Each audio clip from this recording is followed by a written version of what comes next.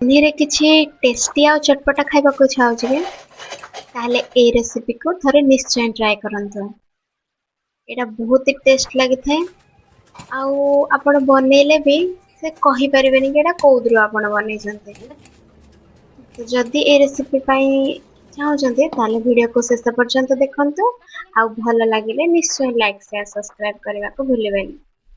तो सेथि पाई एमती जन्नी को चोपा छुड़े के छोट छोट पीस करके काटि नेबे।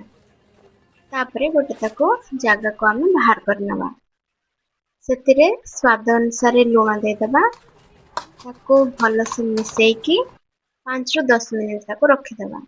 जन्नी रो एमती पानी बाहरी गले ताको भल से चिपुड़ी के बाहर करि नबा। एबे गोटे छोट कटा पियाज, कंचा लंका, धनिया पत्र, 2 रु 3 चमच बेसन आ दरकार हेले भी आपण ऐड करि परिबे।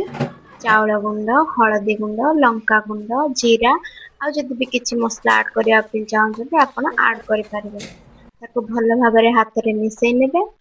सोरिष तेल को गरम करके एमती छोट छोट बॉल करके एमती जन्नीर बरा तैयारी करिबे। याको भल भाबरे लो टू मीडियम फ्लेम रे दी पट को भल भाबरे आमे भाजी नबा।